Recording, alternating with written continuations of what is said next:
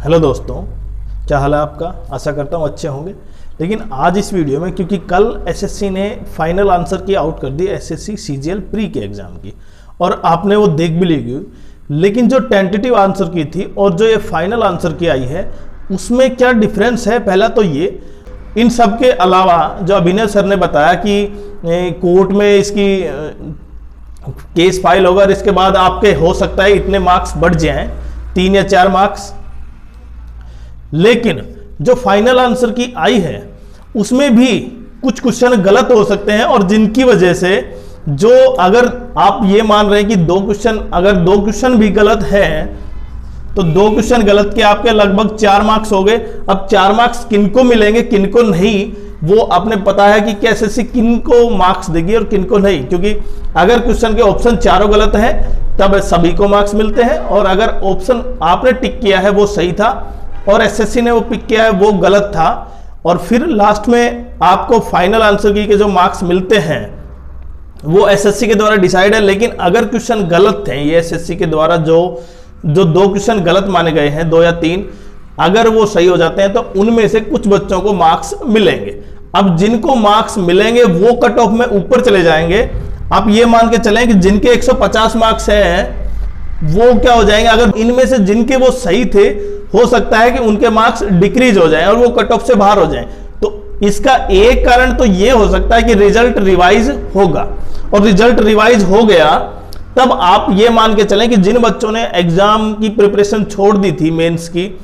अब वो उसमें शामिल हो जाएंगे, क्योंकि कुछ बच्चे आपको पता है कि 0.5 से भी मार्क्स से भी रहे हैं, और जिनको कुछ ऐसे भी हैं जिनको 146 145 के आसपास थे और जिनका नॉर्मलाइजेशन का कोई मार्क्स ऐड नहीं हो पाया। और जबकि मैक्सिमम मार्क्स आपने देख लिए हैं कि मैक्सिमम मार्क्स नॉर्मलाइजेशन के 20 मार्क्स ऐड हुए हैं, तो 130, अगर मानो आपके 133 थे और उसमें 20 ऐड हुए तो 153 आप क्वालिफाई कर जाते थे ऐसे। लेकिन अब सबसे इंपॉर्टेंट, अगर केवल रॉन्ग आंसर के बेसिस पे बता रहा हूं मैं, केवल अगर रॉन्ग आंसर है उनमें, तो उससे भी क्या हो जाएगा, कुछ बच्चों का प्री क्वालिफाई हो जाएगा, जो 150 के आसपास है उससे ऊपर चले जाएंगे। दूसरा, एज रिलैक्सेशन भी इसमें कोई मुद्दा बना हुआ है कि इसको एज रिलैक्सेशन दिया गया है कुछ बच्चों को। तीसरा, सबसे इंपॉर्टेंट कि नॉर्मलाइजेशन कैसे हुआ है, अगर उसका पूरा डिटेल छाना जाए तो हो सकता है उसमें भी मार्क्स इधर से उधर हो जाएं, और जब मार्क्स इधर से उधर होंगे तो उसका कारण सबसे पहले, क्योंकि कोर्ट में जाएगा मामला, और कोर्ट में जाएगा मामला तो इसका अर्थ ये बिल्कुल मान सकते हैं कि उसमें या तो रिजल्ट चेंज होगा या एग्जाम का दोबारा से एग्जाम लिया जा सकता है। अब वो क्या डिसाइड करता है कोर्ट, वो उसके ऊपर डिपेंड है। तो कट ऑफ मार्क क्या इंक्रीज होंगे या डिक्रीज होंगे, हो सकता है नॉर्मलाइजेशन से हट जाए और नॉर्मलाइजेशन के बाद आपके जो रॉ स्कोर है उसको दोबारा से क्या किया जाए, एनालाइज किया जाए, और उससे क्या हो सकता है, कट ऑफ डिक्रीज भी हो सकती है और कट ऑफ इंक्रीज भी हो सकती है। और इंक्रीज कैसे होगी, मैंने बताया ना, अगर ये 2 क्वेश्चन सभी को मिलते हैं मार्क्स तो उसके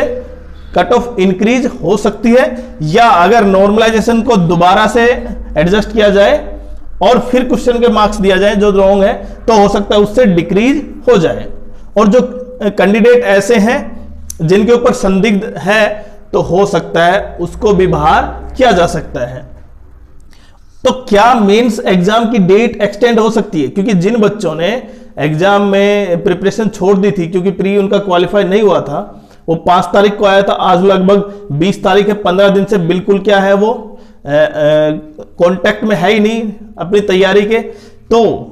उनके लिए क्या एक्स्ट्रा टाइम मिलेगा, क्योंकि आप ये मान के चल रहे हैं जिनकी प्रिपरेशन अच्छी थी वो लगातार क्या कर रहे थे, तैयारी कर रहे थे, उनका प्री भी क्वालिफाई हो गया था। अब आपकी तैयारी इतनी अच्छी नहीं है तो क्या कोर्ट इस मेंस एग्जाम की डेट को एक्सटेंड कर सकता है, तो उसके लिए भी आपके लिए बहुत ही इंपॉर्टेंट है। तो इन चीजों पर जरूर अपनी नजर बनाए रखें, जिससे कि आप उन पॉइंट या टॉपिक पर बिल्कुल सतर्क रहें जिससे आप प्रभावित